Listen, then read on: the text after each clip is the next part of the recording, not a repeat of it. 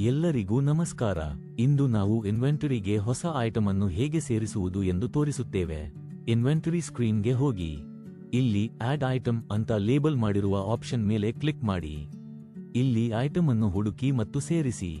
Item ಸಿಗದಿದ್ದರೆ add item option ಆಯ್ಕೆ ಮಾಡಿ ಐಟಂ ಹೆಸರು ನಮೂದಿಸಿ ಮತ್ತು MRP, GST ಮತ್ತು ಪ್ಯಾಕ್ ಟೈಪ್ ಹಾಗೂ ಬೇಕಾದ ಫೀಲ್ಡ್ಸ್ ಆಯ್ಕೆ ಮಾಡಿ. ಯೂನಿಟ್ ಸಂಖ್ಯೆ ಮತ್ತು ಯೂನಿಟ್ ಟೈಪ್ ಸ್ಪೆಸಿಫೈ ಮಾಡಿ.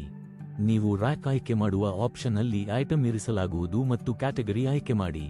ಬದಲಾಗಿ ನೀವು ಸರ್ವಿಸ್ ಐಟಮ್ಸ್ ಆಯ್ಕೆ ಮಾಡಬಹುದು.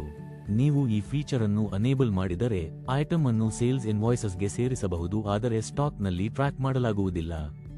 ಈ ಐಟಮ್ಸ್ ಫಾರ್ಮಸಿಯಿಂದ ಒದಗಿಸಲಾದ ಸೇವೆಗಳನ್ನು ಪ್ರತಿನಿಧಿಸುತ್ತವೆ, ಫಿಸಿಕಲ್ ಪ್ರಾಡಕ್ಟ್ಸ್ ಅಲ್ಲ. ಈಗ ನಾವು ಈ ಫೀಚರ್ ಅನ್ನು ಡಿಸೇಬಲ್ ಮಾಡುತ್ತಿದ್ದೇವೆ. ಇಲ್ಲಿ ನೀವು ಬ್ಯಾಚ್ ಮತ್ತು ಸ್ಟಾಕ್ ಸೇರಿಸಬಹುದು, MRP ನಮೂದಿಸಿ ಮತ್ತು ಮಾರ್ಜಿನ್ ನಿಗದಿಪಡಿಸಿ. ಕೊನೆಗೆ ಐಟಂನ ಇಮೇಜ್ ಸೇರಿಸುವ ಆಪ್ಷನ್ ಇದೆ. ಈ ಇಮೇಜ್ ಮೇಲೆ ಕ್ಲಿಕ್ ಮಾಡಿ ಐಟಂ ಇಮೇಜ್ ಆಯ್ಕೆ ಮಾಡಿ ಸಬ್ಮಿಟ್ ಮೇಲೆ ಕ್ಲಿಕ್ ಮಾಡಿ. ಇಮೇಜ್ ಯಶಸ್ವಿಯಾಗಿ ಸೇರಿಸಲಾಗುವುದು. ಮುಗಿಸಲು ಸೇವ್ ಮೇಲೆ ಕ್ಲಿಕ್ ಮಾಡಿ ಐಟಂ ಮತ್ತು ಎಲ್ಲ ಸ್ಟಾಕ್ ವಿವರಗಳನ್ನು ಇನ್ವೆಂಟರಿಗೆ ಅಪ್ಡೇಟ್ ಮಾಡಲು. ಧನ್ಯವಾದಗಳು.